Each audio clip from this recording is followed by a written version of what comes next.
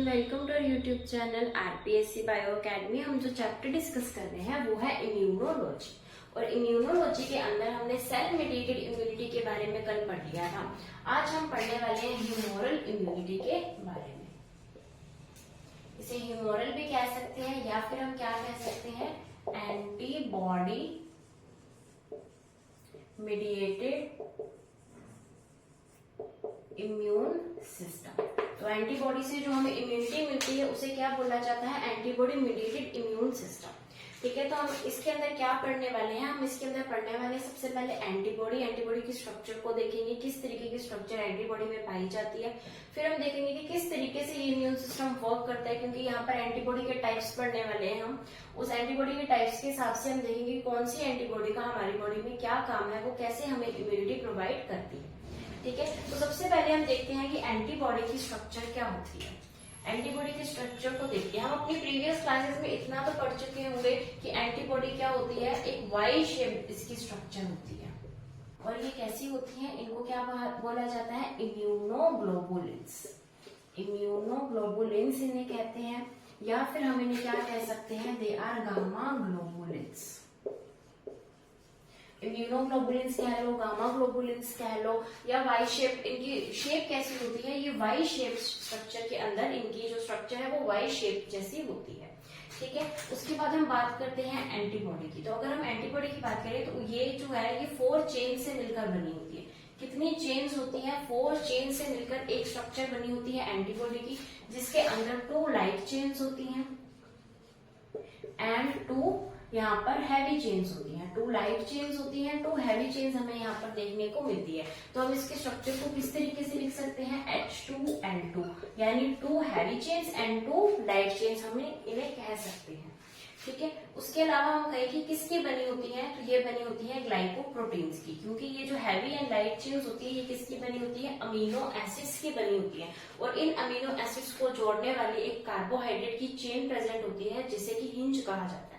वो अभी हम स्ट्रक्चर में पढ़ेंगे, लेकिन हम क्या बोलेंगे कि किसकी बनी होती है, ग्लाइकोप्रोटीन्स की बनी होती है। और ये आपस में कैसे जुड़े होते हैं, डाइसल्फाइड बॉन्ड के द्वारा।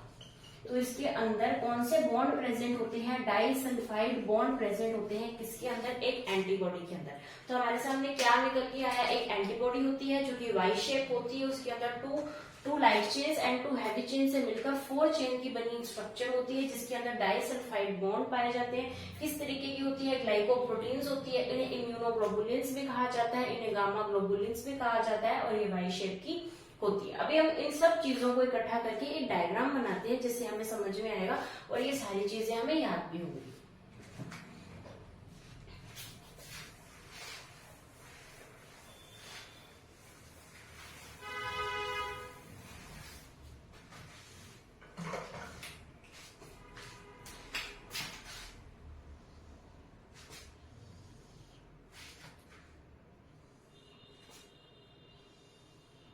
तो ये हमारे सामने एक वाई शेप स्ट्रक्चर हमने बनाई है।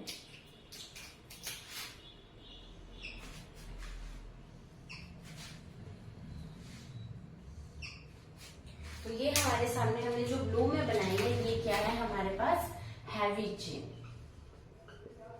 ये कौन सी चेन है, ये है हैवी चेन। और ये हमारे पास कौन सी चेन आ चुकी है, लाइट चेन आ चुकी है। तो हमें दिखाई दे रहा है, हमने क्या कहा था, 2 heavy chains and 2 light chains की बनी हुई होती है।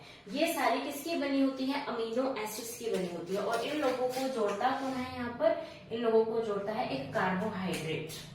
यहाँ पर क्या प्रेजेंट होते हैं, कार्बोहाइड्रेट की बॉन्डिंग प्रेजेंट होती है, और इसे क्या नेम दिया जाता है, हिंज नेम दिया जाता है। इनके अंदर क्या प्रेजेंट होते हैं, डाइसल्फाइड बॉन्ड्स प्रेजेंट होते हैं। तो डाइसल्फाइड बॉन्ड्स इनके अंदर भी प्रेजेंट होते हैं, और डाइसल्फाइड बॉन्ड से ये आपस में भी जुड़ी होती हैं। तो ये आपस में भी कैसे जुड़ी होती हैं, डाइसल्फाइड बॉन्ड से। और इन दोनों के बीच में भी क्या प्रेजेंट होता है, डाइसल्फाइड बॉन्ड प्रेजेंट होता है। तो इसी तरीके से इनके अंदर क्या प्रेजेंट है, डाइसल्फाइड बॉन्ड।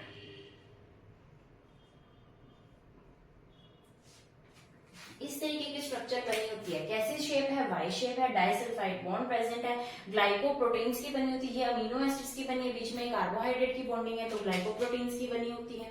उसके बाद हम देखते हैं कि ये एंटीबॉडी है। एंटीबॉडी का क्या काम है, हमें इम्यूनिटी प्रोवाइड करवाना। तो एंटीबॉडी कैसे इम्यूनिटी प्रोवाइड करवाएगी, ये किसके साथ रिएक्शन करेगी, एंटीजन के साथ रिएक्शन करेगी। तो यहाँ पर जो एंटीजन है वो कहाँ बाइंड होगा, एंटीजन, सपोज ये क्या है हमारे पास एक एंटीजन है, तो एंटीजन जो बाइंड होगा वो उसकी इस साइड पर होगा। यानी एक एंटीबॉडी में कितने एंटीजन बाइंड हो सकते हैं, एक यहाँ पर बाइंड होगा या हमारे पास, और एक यहाँ पर बाइंड होगा। तो हमारे पास ये क्या, कौन सी साइड आ गई, यहाँ पर हम इस साइड को नाम दे सकते हैं this is antigen binding site, क्योंकि ये क्या करेगी, यहाँ पर एंटीजन को बाइंड कर लेगी। तो हम इसे क्या नाम दे सकते हैं, एंटीजन बाइंडिंग साइट। और एंटीजन बाइंडिंग साइट को क्या कहा जाता है, पैराटोप कहा जाता है। तो ये क्वेश्चन सीधा सीधा पूछा जा सकता है, पैराटोप क्या है। तो पैराटोप एक एंटीजन बाइंडिंग साइट है जो एंटीबॉडी के ऊपर प्रेजेंट होती है। उसी तरीके से हमारे सामने यहाँ पर क्या आ गया, एक एंटीजन। एंटीजन के ऊपर भी तो कोई साइट पाई जाएगी जहां पर क्या ये जो एंटीबॉडी है वो जाकर उसके साथ अटैच हो जाए। तो इस एंटीजन के ऊपर जो साइट पाई जाती है उसे बोला जाता है antibody binding site, antibody binding site. और इसे हम क्या बोलते हैं, एपिटोप बोलते हैं। तो एपिटोप किस पे प्रेजेंट है, एपिटोप तो एंटीजन के ऊपर प्रेजेंट है, और पैराटोप किसके ऊपर प्रेजेंट है, इस एंटीबॉडी के ऊपर प्रेजेंट है। और रिएक्शन किसके अंदर होगी, इस एंटीटोप और इस पैराटोप के अंदर क्या होगी, रिएक्शन होगी। अब हम कहते हैं कि यहाँ पर हमारे पास अलग अलग तरीके की एंटीबॉडीज आती है, या एंटीबॉडीज के अंदर डाइवर्सिटी पाई जाती है। तो वो क्यों पाई जाती है, अगर हम डाइवर्सिटी की बात करें तो यहाँ पर हमारी एंटीबॉडी के अंदर दो तरीके के रीजन्स पाए जाते हैं। जैसे कि हमारे पास अगर हम इस लाइट चेन की बात करें तो इस लाइट चेन के अंदर भी दो रीजन्स पाए जाते हैं। तो इसका जो अपर वाला पोर्शन होता है, इस रीजन को बोला जाता है वेरिएबल रीजन, वेरिएबल रीजन। और इसको हम कैसे डिनोट करते हैं, VL, यानी वेरिएबल किसका, लाइट चेन का। तो ये रीजन कैसा हो गया, ये रीजन हो गया कांस्टेंट। तो इस रीजन को क्या बोलेंगे, कांस्टेंट रीजन। तो ये कैसा हो गया, ये हो गया कांस्टेंट किसका, CL का, यानी लाइट चेन का कांस्टेंट। उसी तरीके से हमारे पास यहाँ पे मिलेंगे कौन से, वेरिएबल रीजन, और ये कौन सा रीजन हो गया, कांस्टेंट रीजन। तो ये इसका नाम हम क्या देंगे, वेरिएबल हैवी चेन, और इसका नाम हम क्या देंगे, कांस्टेंट हैवी चेन। तो हमारे पास एक चेन के अंदर भी टू रीजन्स प्रेजेंट होते हैं, variable region and constant region. Constant region का मतलब है कि ये कांस्टेंट ऐसा का ऐसा रहेगा, इसके अंदर जो डाइवर्सिटी पाई जाती है उसका रीजन क्या है, ये वेरिएबल रीजन। क्योंकि ये region antibody to antibody change होता रहता है, क्योंकि इसका नाम ही क्या है, वेरिएबल, यानी ये वेरी करेगा, ये चेंज होगा। तो इसलिए इसे क्या बोला जाता है, वेरिएबल रीजन। इसलिए इसे क्या बोला जाता है, कांस्टेंट रीजन, क्योंकि ये कांस्टेंट रहता है।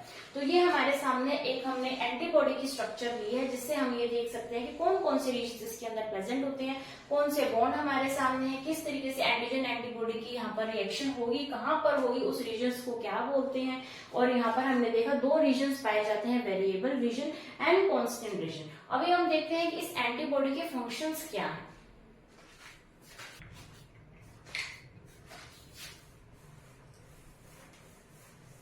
फंक्शंस देखने से पहले हम यहाँ पर एक चीज को और डिस्कस कर लेते हैं कि ये जो हमारे सामने रीजन आया है, इतना रीजन, इस रीजन को बोला जाता है FAB, और इस रीजन को बोला जाता है, इसके नीचे वाले रीजन को FC। FAB and FC। FAB का मतलब है कि यहाँ पर कौन सा रीजन है, एंटीजन बाइंडिंग का रीजन है। ये किसका रीजन है, एंटीजन बाइंडिंग का रीजन है। और ये रीजन C का मतलब क्या है, यहाँ पर क्रिस्टलाइजेशन, यानी क्रिस्टलाइजेशन का रीजन कौन सा है, यहाँ पर FC, और बाइंडिंग का रीजन कौन सा है, ये वाला। तो इसके ऊपर वाला जो रीजन है उसे हम क्या बोलेंगे, FAB, और यहाँ से ये रीजन क्या बन जाएगा, FC। इससे क्वेश्चन आया हुआ है, इसलिए हम इसको ध्यान में रखना है, इसको इग्नोर नहीं कर सकते, क्योंकि यहाँ से क्वेश्चन जो जब हम पढ़ेंगे आगे जाके एंटीबॉडी के टाइप्स, उसके अंदर हमारा ये चीज काम में आएगी। ठीक है, तो हम आगे चलते हैं।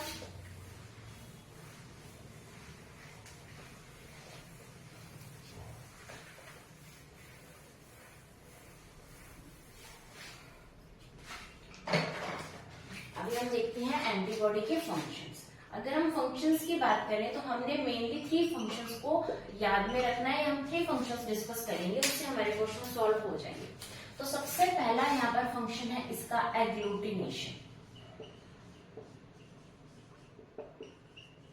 एग्लूटिनेशन का मतलब क्या है, एग्लूटिनेशन का मतलब है एंटीजन और एंटीबॉडी दोनों आपस में रिएक्ट करेंगे, और एंटीबॉडी क्या करेगा, उन एंटीजन्स को कलेक्ट करके उनको क्लम्प कर देगा। ठीक है, यहाँ पर क्या हुआ कि यहाँ पर एंटीजन्स को क्लम्प कर दिया गया, क्लम्प कर दिया, उनको इकट्ठा करके उनको डिस्ट्रॉय कर दिया। जैसे कि यहाँ पर एक एंटीबॉडी है, तो हमारे सामने यहाँ पर क्या है, एंटीबॉडीज है। ये एंटीबॉडीज क्या करेंगी, एक तरीके के एंटीजन को यहाँ पर रखेंगी। तो इनके पास कैसे एक तरीके के एंटीजन्स हैं, ये आपस में जुड़ के इन एंटीजन्स को क्या कर देंगी, क्लम्प कर देंगी, इनको डिस्ट्रॉय कर देंगी। उस प्रोसेस को हम क्या बोलते हैं, एग्लूटिनेशन। और ये फंक्शन किसका है, एंटीबॉडी का। तो ये हमें क्या प्रोवाइड करवा रहा है, इम्यूनिटी प्रोवाइड करवा रहा है। और इम्यूनिटी का फर्स्ट फंक्शन कौन सा है, एग्लूटिनेशन, यानी ये इस तरीके से हमें इम्यूनिटी प्रोवाइड करवा सकता है। अगर हम सेकेंड बात करें, सेकेंड टाइप इसका फंक्शन क्या है, तो वो है ऑप्सोनाइजेशन। ऑप्सोनाइजेशन की अगर हम बात करें तो ये टिपिकली आईजीएम और आईजीए में ही देखने को हमें मिलता है, आईजीजी।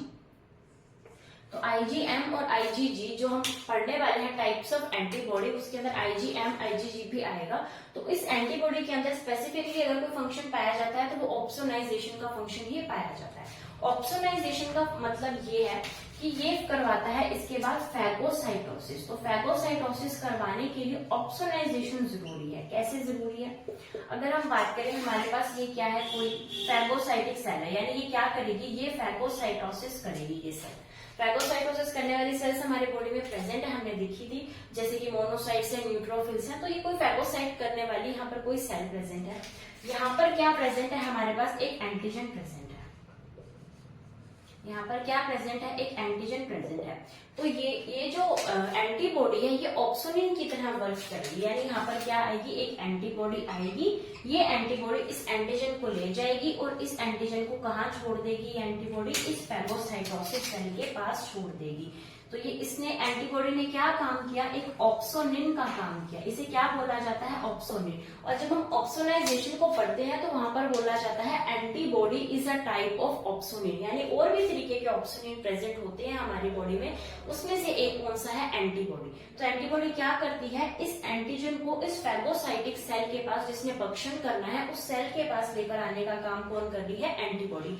और ऐसा कहीं कहीं पर लिखा भी गया है कि इस एंटीजन के ऊपर भी जैसे नेगेटिव चार्ज है, इस फैगोसाइटोसिस सेल के ऊपर भी नेगेटिव चार्ज है, तो ये एक दूसरे को रिपेल करते हैं। तो इन दोनों का रिपल्शन को कम करने के लिए यहाँ एंटीबॉडी ये काम करता है। ठीक है, तो उसके बाद हम देखते हैं थर्ड, यहाँ पर थर्ड फंक्शन कौन सा है, न्यूट्रलाइजेशन। कौन सा फंक्शन है, न्यूट्रलाइजेशन। न्यूट्रलाइजेशन का मतलब है कि एंटीजन के द्वारा जो भी टॉक्सिन्स रिलीज किए जाते हैं उन सबको न्यूट्रलाइज करना। यानी यहाँ पर क्या न्यूट्रलाइज होंगे, एक्सोटॉक्सिन्स, जो किसने रिलीज किए हैं, जो एंटीबॉडी के द्वारा, एंटीजन्स के द्वारा रिलीज किए गए हैं। एंटीजन क्या रिलीज करेगा, एक्सोटॉक्सिन। उस एक्सोटॉक्सिन को न्यूट्रलाइज किया जाएगा किसके द्वारा, इस एंटीबॉडी के द्वारा। तो एंटीबॉडी के मेन 3 फंक्शंस हमारे सामने आते हैं, एग्लूटिनेशन, ऑप्सोनाइजेशन, न्यूट्रलाइजेशन। तो ये 3 मेन फंक्शन है किसके, एंटीबॉडी के, और ये वर्क करती है एंटीबॉडी। अब हम चलते हैं इसके टाइप्स की तरफ और टाइप्स को हम देखते हैं।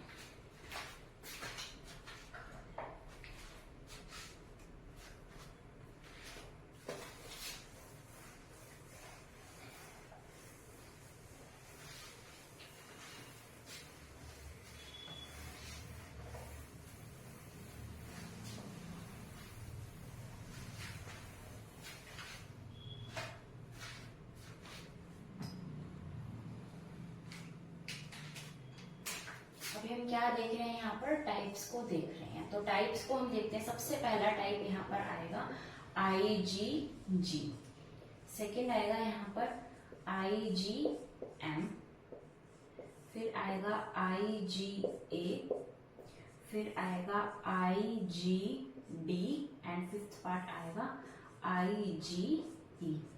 तो इतने तरीके की एंटीबॉडीज जो है वो हमारी बॉडी के अंदर पाई जाती है। अब इन एंटीबॉडी के अंदर वेरिएशंस आई तो हमारे सामने 5 टाइप की एंटीबॉडीज हमें मेनली दिखाई देती हैं। अब हम बात करते हैं सबसे पहले कि इन सब के अंदर सबसे ज्यादा अमाउंट में कौन सी एंटीबॉडी पाई जाएगी। IG का मतलब है इम्यूनोग्लोबुलिन। हमने जब स्टार्टिंग में एंटीबॉडी पढ़ी थी तो हमने कहा था इन्हें गामा ग्लोबुलिन्स या फिर इम्यूनोग्लोबुलिन्स भी कहते हैं। तो ये IG का मतलब इम्यूनोग्लोबुलिन G है, इम्यूनोग्लोबुलिन M है, इम्यूनोग्लोबुलिन A है, इम्यूनोग्लोबुलिन D है और इम्यूनोग्लोबुलिन E है। ठीक, और हम देखते हैं सबसे ज्यादा अमाउंट में यहाँ पर कौन सी पाई जाती है। तो सबसे ज्यादा अमाउंट में यहाँ पर पाई जाएगी G, उसके बाद आती है A, उसके बाद आती है M, उसके बाद आती है D, उसके बाद आती है E। अगर E से पहले होती तो हमें याद करना इजी हो जाता गेम D, लेकिन यहाँ पर हमें लास्ट में याद रखना है कि E D नहीं है, D E है। तो गेम GAMDE, यानी सबसे ज्यादा अमाउंट में G पाई जाएगी। और G कितनी पाई जाती है? 70 से 80% तो G ही पाई जाती है। उसके बाद आती है A कितनी पाई जाएगी? लगभग 10% क्या पाई जाएगी? A पाई जाएगी।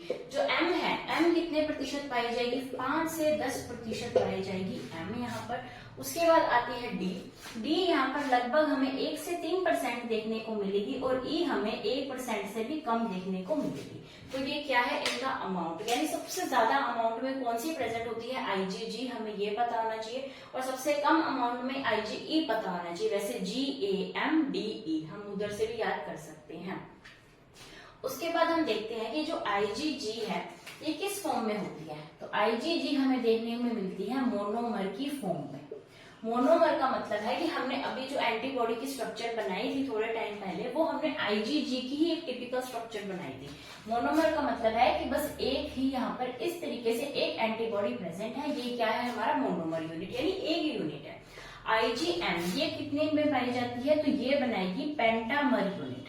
कौन सी यूनिट बनाएगी? Pentamer unit. पेंटामर का मतलब है 1, 2, 3, 4 और 5। ये क्या होगी? Pentamer unit. यानी 5 एंटीबॉडी, 5 IgM एंटीबॉडी क्या रहेंगी? साथ में रहेंगी। और इसे क्या बोला जाता है? पेंटामर। तो इस तरीके से बीच में जैसे ये बना सकते हैं हम, इस तरीके से 5 एंटीबॉडीज जो है वो साथ में रहती है। इस फॉर्म को क्या बोला जाता है? पेंटामर कहा जाता है। उसके बाद हम बात करते हैं IgA की।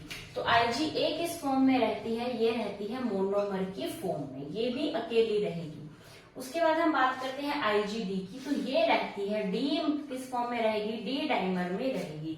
IgD D किस फॉर्म में रहेगी? डाइमर की फॉर्म में रहेगी। और IgE किस फॉर्म में रहेगी? ये भी मोनोमर की फॉर्म में रहेगी। D डाइमर मतलब 2 एंटीबॉडीज, यानी इस तरीके से। तो अगर पूछा जाए कि इन एंटीबॉडीज को आपस में जोड़ने का काम कौन करता है, तो वही हमारे डाइसल्फाइड बॉन्ड्स काम करते हैं। और जिस रीजन्स के अंदर एक से ज्यादा जो है एंटीबॉडी प्रेजेंट हो, उन रीजन्स में क्या प्रेजेंट होती है? J चैन पाई जाती है। तो J चैन जो है वो पाई जाएगी जो डाइमर एंड पेंटामर फॉर्म है उन्हीं के अंदर, यानी कि IgM और IgD के अंदर ही J चैन पाई जाएगी। ठीक है, हमने क्या देखा? हमने देखा कितने कितने अमाउंट में प्रेजेंट है, किस किस तरीके से ये कौन सी फॉर्म के अंदर प्रेजेंट होती है। अब देखते हैं कि अगर हमें देखना पड़े इनमें से सबसे ज्यादा भारी कौन सी है, तो अगर हम उसके अंदर बात करें तो सबसे ज्यादा मोलिकुलर वेट होता है IgM का। तो इसका मोलिकुलर वेट क्या है? सबसे ज्यादा मोलिकुलर वेट हमें यहाँ पर इसका देखने को मिलेगा और सबसे कम मोलिकुलर वेट हमें IgG का देखने को मिलेगा। तो मोलिकुलर वेट सबसे कम इसका होता है, सबसे ज्यादा इसका होता है। अगर हम मॉलिक्यूलर वेट की बात करें तो मॉलिक्यूलर वेट के लिए हम बनाएंगे, तो मॉलिक्यूलर वेट के लिए हमारे पास ये बनेगी GADEM। M का सबसे ज्यादा मॉलिक्यूलर वेट होता है और G का सबसे कम मॉलिक्यूलर वेट होता है। हमें बस इतना ही पता होना चाहिए। तो ये हमने इसके बारे में देखा कि किस तरीके से एंटीबॉडीज प्रेजेंट होती है, वो क्या वो हल्की होती है, भारी होती है, किस फॉर्म के अंदर प्रेजेंट होती है। तो अब यहाँ पर हम एक चीज को और समझते हैं। हमने कहा था कि इस रीजन को क्या बोला जाता है? इस रीजन को FAB बोला जाता है और इस रीजन को FC बोला जाता है। तो अगर हम IgG की देखें, ये एक मोनोमर की फॉर्म है, तो यहाँ पर FAB रीजन्स कितने हैं? तो FAB रीजन्स यहाँ पर कितने हैं? 2। और FC रीजन यहाँ पर कितना है? 1। तो FAB रीजन्स कितने हो गए? 2। FC रीजन कितना हो गया? 1। उसी तरीके से अगर हम यहाँ पर देखें तो FC रीजन कितने हो गए? FC रीजन हमें देखने को मिलेंगे यहाँ पर 5 और FAB रीजन हमें देखने को मिलेंगे 10।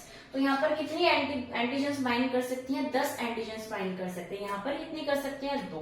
उसी तरीके से हम यहाँ पर देखें तो FC हमें देखने को मिलेगा 1, FAB हमें देखने को मिलेंगे 2।